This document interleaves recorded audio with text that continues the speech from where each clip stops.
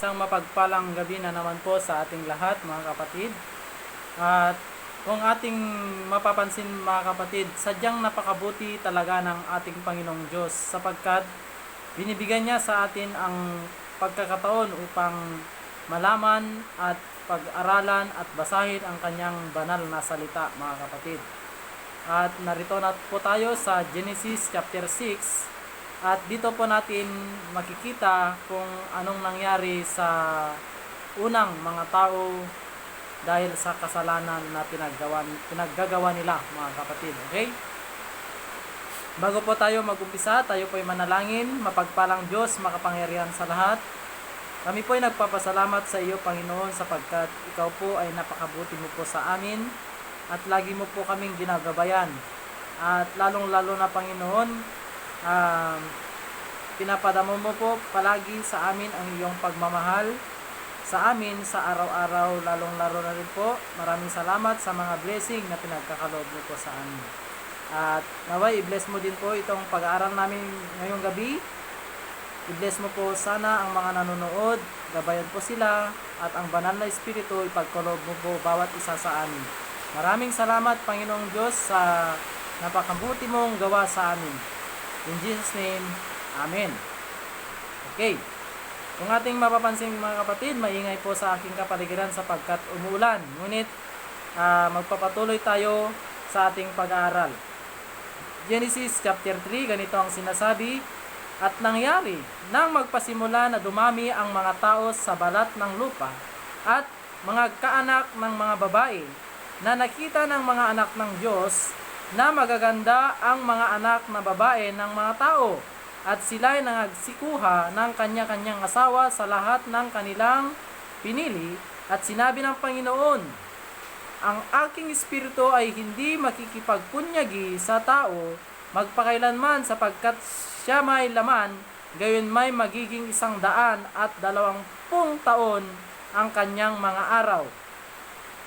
Ang mga igante ay nasa lupa ng mga araw na iyon at pagkatapos din naman na makapagsiping ang mga anak ng Diyos sa mga anak na babae ng tao at mangagkaanak sila sa kanila, ang mga ito rin ang naging makapangyarihan ng unang panahon na mga lalaking bantog. At nakita ng Panginoon na mabigat ang kasamaan ng tao sa lupa at ang buong haka ng mga pag-iisip ng kanyang puso ay pawang masama lamang na parati. At nagsisi ang Panginoon na kanyang nilalang ang tao sa lupa at nanlumbay sa kanyang puso. At sinabi ng Panginoon, lilipulin ko ang mga tao na aking nilalang sa ibabaw ng lupa, ang tao at gayon din ang hayop at ang mga umuusad at ang mga ibon sa himpapawid, sapagkat pinagsisihan ko na aking nilalang sila. Datapwat si Noe ay nasumpungan ng biyaya sa mata ng Panginoon. Ito ang lahi ni Noe. Si Noe ay lalaking matuwid at sakdal noong kapanahunan niya. Si Noe ay lumalakad na kasama ng Diyos at nagkaanak si Noe ng 3 lalaki, si Sem, Cam at si Japhet. At sumama ang lupa sa harap ng Diyos at ang lupa ay napuno ng karahasan. At tiningnan ng Diyos ang lupa at narito sumama sapagkat pinasama ng lahat ng tao ang kanilang paglakad sa ibabaw ng lupa. At sinabi ng Diyos kay Noe, ang wakas ng lahat ng tao ay dumating sa harap ko, sapagkat ang lupa ay napuno ng karahasan dahil sa kanila, at narito sila'y aking lilipulin kalakip ng lupa. Gumawa ka ng isang sasakyang kahoy na gopher, gagawa ka ng mga silid sa sasakyan at iyong isiksikan sa loob at sa labas ng sahing. At ganitong paraan gagawin mo. 300 siko ang haba ng sasakyan, 50 siko ang luwang, at 30 siko ang taas. Gagawa ka ng isang durungawan sa sasakyan at wawakasan mo ng 1 siko sa dakong itaas at ang pintuan ng sasakyan ay ilalagay mo sa tagiliran. Gagawin mong may lapag na lalong mahaba. Pangalawa at pangatlo, at ako narito ako'y magpapadagsa ng isang baha ng tubig sa ibabaw ng lupa upang lipurin sa silong ng langit ang lahat ng laman na may hininga ng buhay. Ang lahat na nasa lupa ay mga mamatay. Datapwat pagtitibayin ko ang aking tipan sa iyo, at ikaw ay lululan sa sasakyan, ikaw at ang iyong mga anak na lalaki, at ang iyong asawa at ang mga asawa ng iyong mga anak na kasama mo. At sa bawat nangabubuhay sa lahat ng laman ay maglululan ka sa loob ng sasakyan ng dalawa sa bawat uri upang maingatan silang buhay na kasama mo, lalaki at babae, ang kinakailangan. Sa mga ibon ay ayon sa kanilang uri, at sa mga hayop ayon sa kanilang uri, sa bawat nagsisiusad ayon sa kanilang uri, dalawa sa bawat uri ay isasama mo sa iyo upang maingatan silang buhay. At magbaon ka ng lahat ng pagkain na kinakain, at imbakin mo sa iyo, at magiging pagkain mo at nila. Gayon ginawa ni Noe ayon sa lahat na inuutos sa kanya ng Diyos, ay gayon nang ginawa niya. Ating mapapansin dito mga kapatid, ang mga tao ay laganap na ang kasamahan. Kung mapapansin natin dito mga kapatid, ang Panginoong Diyos ay nagsisi sa paggawa na ng tao. Ngunit tayo magpasalamat sapagkat may isang tao na lumakad sa kagustuhan at kalooban ng Panginoon Diyos. Walang iba, si Noe. Ating mapapansin dito mga kapatid, no? Ang pamilya lang ni Noe ang naligtas sa isang baha dahil sa kasamaan ng mga tao, mga kapatid.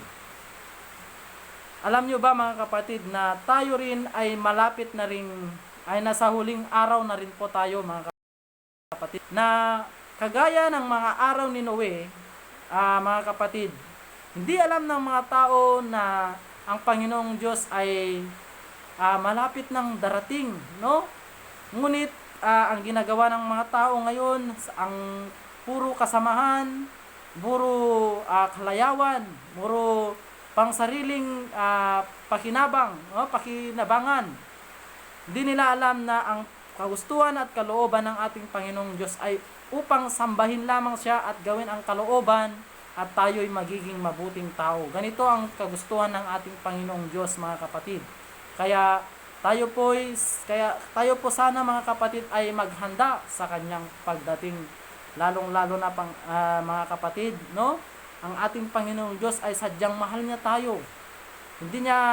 Ayaw niya sanang may tao o kahit isang tao man lang na mawawala, kundi ang gusto ng ating Panginoon ay magkaroon ng buhay na walang hanggan. Kaya pinagkaloob niya sa atin ang kanyang anak na si Jesucristo upang tayo tubusin mga kapatid.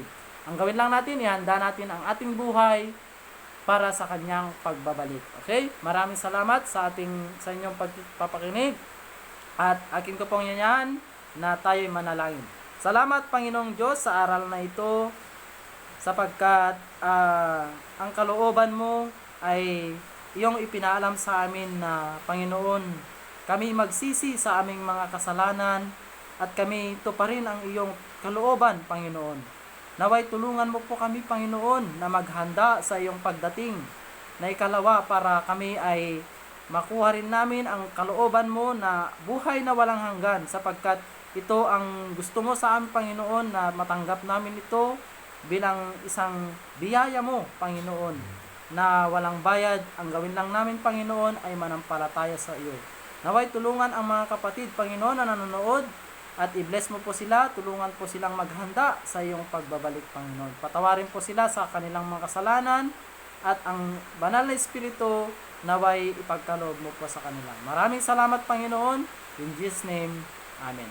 Okay, thank you mga kapatid sa ating pag-aaral. Bukas na naman uli. At naway i-bless po tayo ng ating Panginoon sa ngayong gabi. Maraming salamat and God bless us all.